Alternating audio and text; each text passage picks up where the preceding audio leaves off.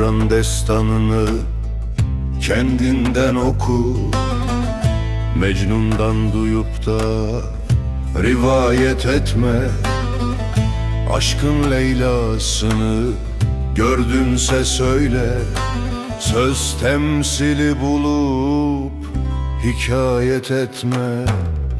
Sevdanın oduna pek güvenilmez. Tutuşursan eğer kolay sönülmez. Bu yolun hükmüdür, geri dönülmez. Canına kıymazsan seyahat etme. 100.000 Leyla doğar alemde her gün. Senin aradığın zevke sefa düğün.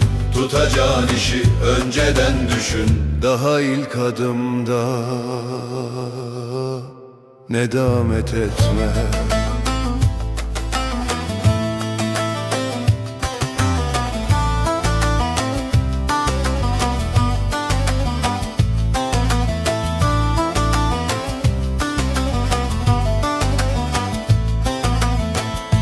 İyi bak kabına, olmasın delik. Boşuna taşırsın, gider gündelik.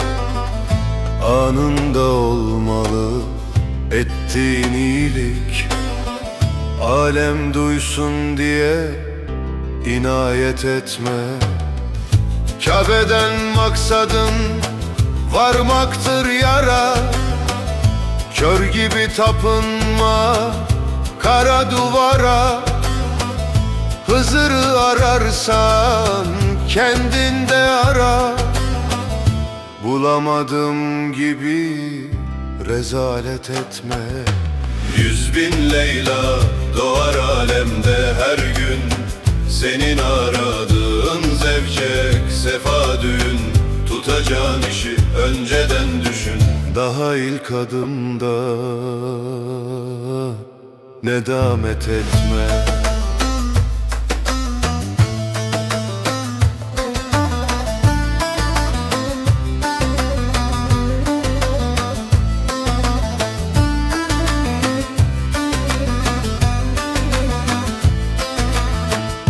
Muhabbet herkesin aklını çelmez.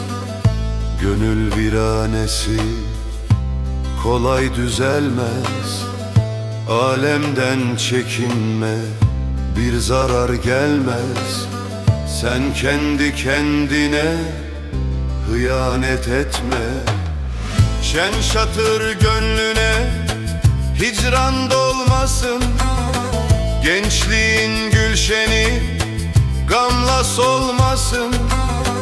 Neyzen gibi aklın yarda olmasın. Özründen çok büyük kabahat etme. 100.000 Leyla doğar alemde her gün. Senin aradığın zevke sefa düğün.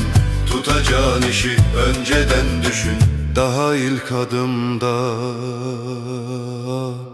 nedamet etme.